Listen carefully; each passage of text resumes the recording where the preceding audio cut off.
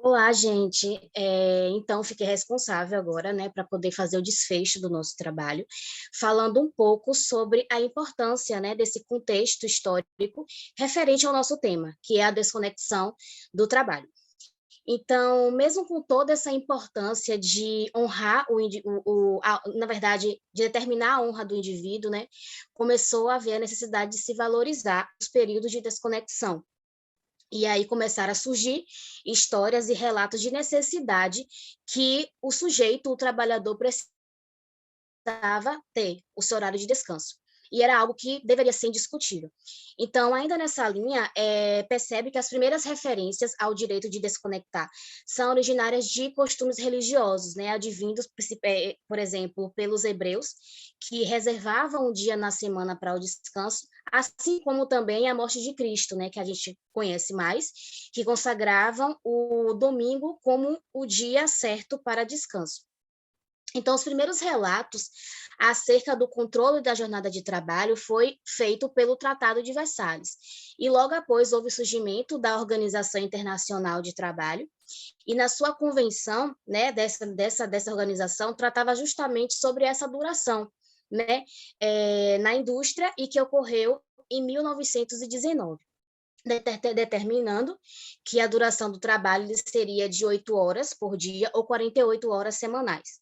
Então, como o sétimo dia, no caso, seria o dia do descanso, né? Então, no Brasil, essa questão do repouso semanal foi abordada através de decretos, e depois foi abordado pela nossa Constituição de 1934, que assegurou no seu artigo 1121, não, perdão, no artigo 121, parágrafo 1º, que o trabalhador ele teria o direito de repouso, né, preferencialmente aos domingos. Então, esse repouso semanal remunerado foi tratado pela Constituição, né, de 1946.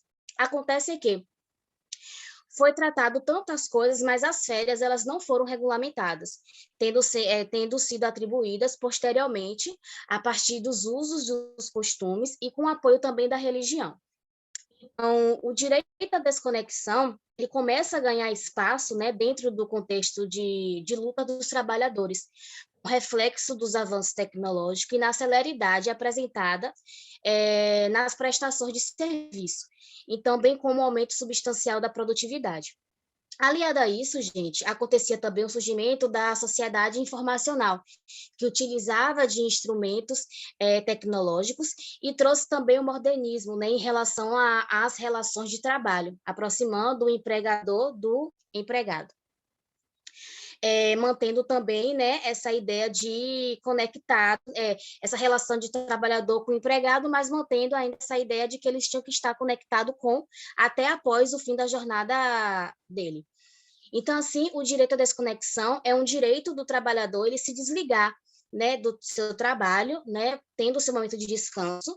Então, traz a ideia de que tem que ser respeitado a integridade física do trabalhador, a intimidade dele, a sua vida privada, mantendo também seu lazer, no qual corresponderia ao gozo do seu descanso, e utilizando também, e no qual esse descanso poderia ser utilizado da maneira do que bem entender, né? Respeitando a liberdade do trabalhador.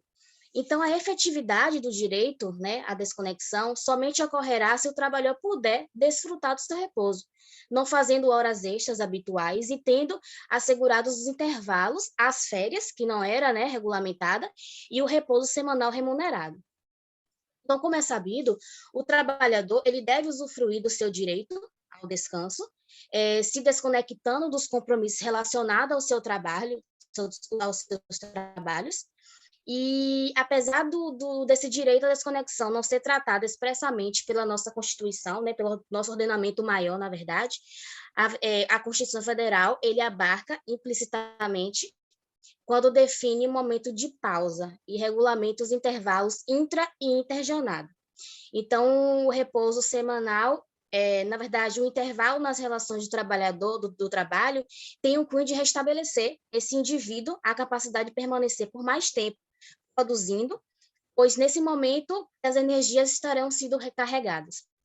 O intervalo interjornada, que eu acabei de mencionar, é aquele que divide as jornadas diárias, sendo calculadas entre o fim de uma e início da outra. Então, o artigo 66 da Consolidação das Leis Trabalhistas tratava dessa modalidade de intervalo, e diz que o período mínimo entre uma jornada e outra é no mínimo de 11 horas.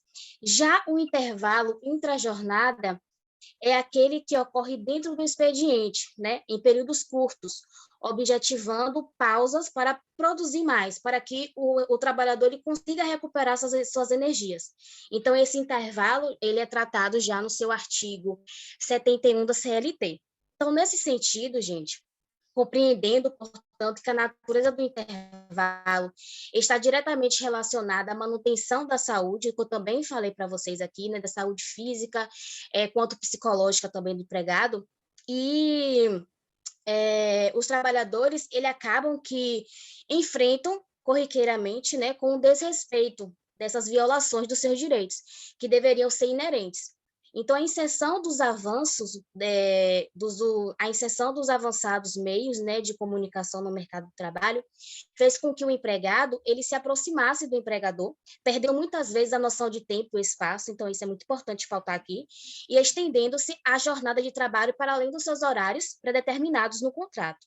Então, o uso de smartphones, por exemplo, os aplicativos de recebimento de mensagens instantâneas, permite que o trabalhador mantenha-se o tempo todo conectado no seu trabalho em tempo real, podendo também a todo tempo ser acionado, né? Pudesse observar ali do empregador a necessidade imediata de se chamar aquele empregado, por exemplo. Então, é primordial entender, né, para poder a gente concluir aqui, é primordial entender que ninguém terá condições de se manter vinculado aos trabalhos o tempo todo. Caso isso aconteça, a gente acaba que infringe, né, direitos sociais, acaba afetando a dignidade do indivíduo. Então, vale salientar que ainda que a recompensa financeira, ainda que haja recompensa financeira pelo tempo a mais disponibilizado do trabalhador, não substitui o desgaste físico e mental que o trabalhador tem em poucos tempos, né? Porque, querendo ali, não é pouco tempo que ele tem, mas mesmo assim é um pouco tempo que é notável, é notório, é aquele desgaste. Então, assim, cabe a necessidade de se desconectar integralmente para que seja mantido o potencial da força do trabalho, até mesmo para poder produzir mais, e, consequentemente, seja mantida a dignidade da pessoa humana, que também é muito importante falar aqui. Então, foi isso.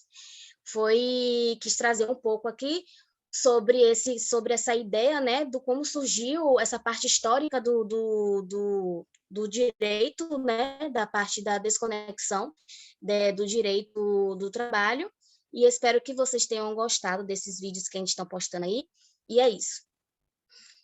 Foi bom?